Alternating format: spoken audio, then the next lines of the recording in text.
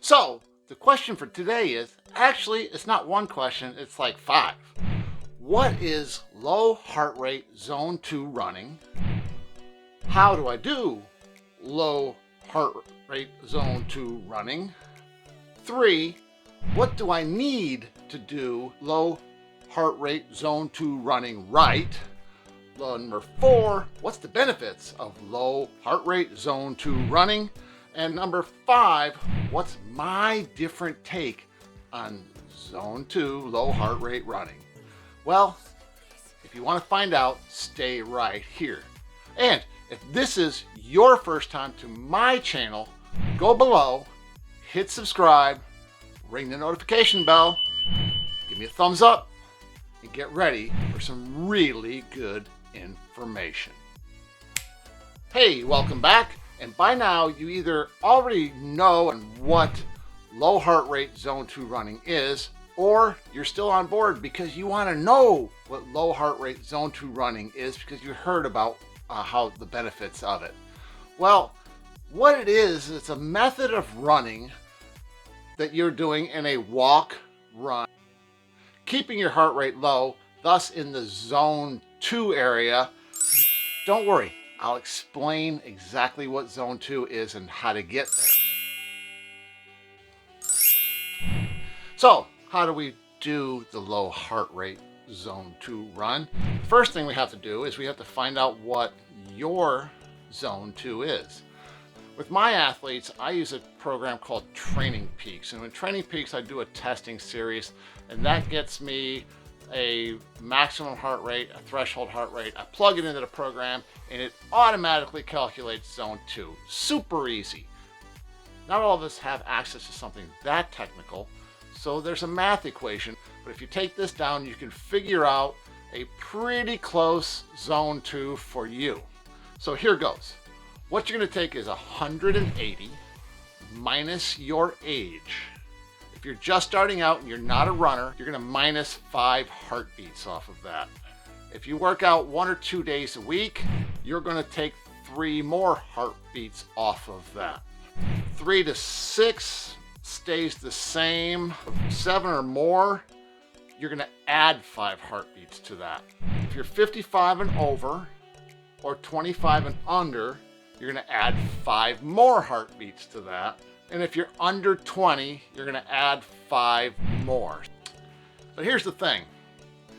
What you're going to do then is you're going to, after you calculate your zone 2, you're going to now go out and do the run. And you're going to use a method called a run-walk method. And how I treat my athletes is I have them run 1 mile and walk 1 minute. But those guys are trained athletes. You can use a shorter run and a little longer walk, but you want to keep your heart rate in zone 2. So you don't want to make your walk so long that you go way down underneath that. So you want to walk about a minute at the most. Now, if your heart rate peaks up over anytime during the run, never go over. You're going to immediately start to walk. You're going to watch your heart rate on your watch till it comes back into zone, and then you're going to slowly work back up to speed. All right, so you are not going to go over that heart rate no matter what, especially toward the end of the run. If you have a lot left, you are going to remember, never go over that heart rate. If you're a serious runner, get ready to be bored out of your mind. So I've got a couple of ideas on how you can do this and keep within that heart rate. First one would be do it on the treadmill on those back. One of my favorites to do is to go and run trail.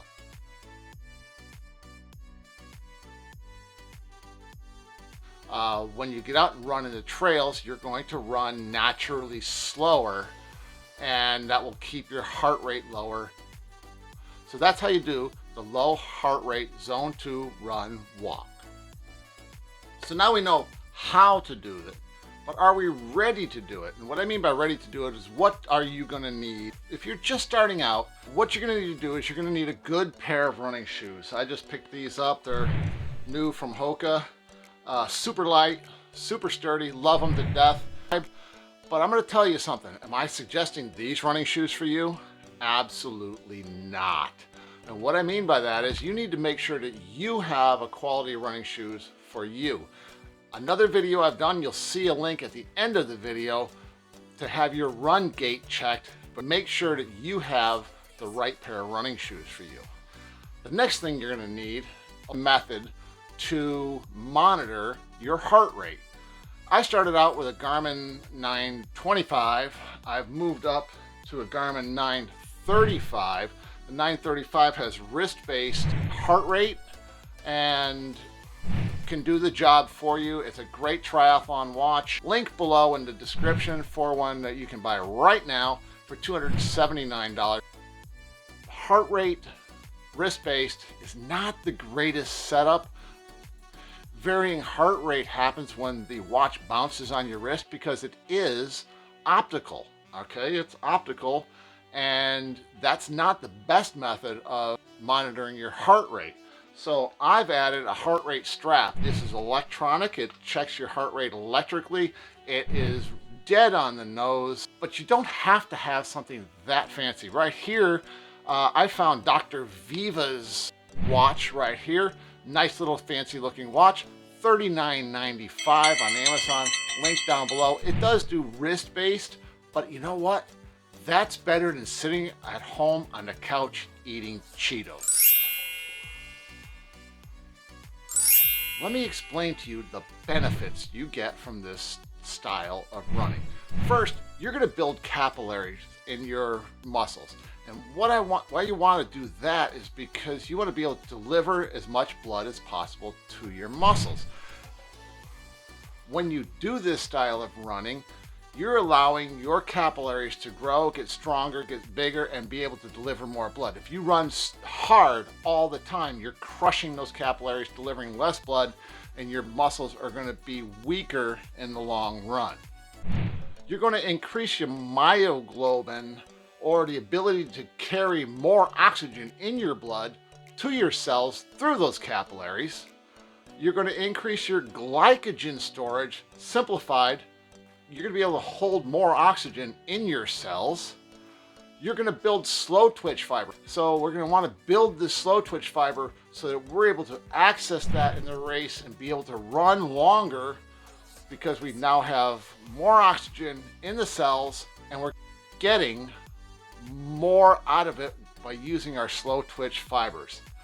Another thing is you're able to access fat for fuel. If you're out running hard all the time, your body is always going to be wanting to access carbohydrates for fuel. But now we're going to access fat, and we're going to burn fat for fuel by going long, slow, and you'll burn more fat.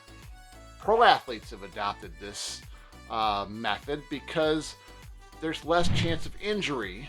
There's athletes out there who have been known to be injured all the time who are now not injured, and what they've done is they've adopted this low heart rate zone 2 running. And then when they get in a race, they're able to access all of what they've built up and be able to run faster, longer. And take a look right here. This is what I did after going 11 months of using this method. I have knocked off this off of Challenge Daytona this year, and that is 7 minutes of this is off the run because I was able to run longer, faster.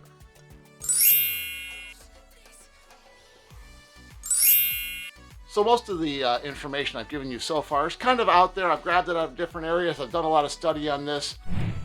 So I'm going to give you my take.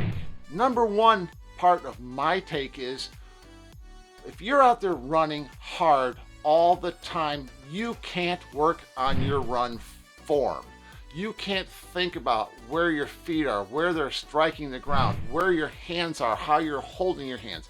You can actually, on this walk-run system, work very, very hard on getting the best possible form, because as your form gets better, your speed will go up while maintaining the same heart rate.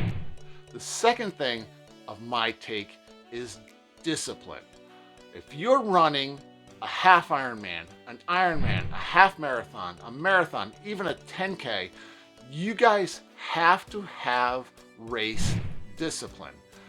To do the low heart rate zone 2 running, you have to build discipline. And you will build this discipline. And when you hit that race, as I tell my Ironman athletes, mile 18 of the run is coming. You have to follow the plan. If you follow this plan of low heart rate zone 2 running, you will be trained to follow a plan. Well, I hope you all enjoyed the video on low heart rate zone 2 running. If you did, go down below, hit subscribe, leave me a comment, folks. Leave me a comment. I really want to hear from you. Give me a thumbs up, ring the bell, and get ready for some more really good information. Folks, Coach John, boom, I'm out.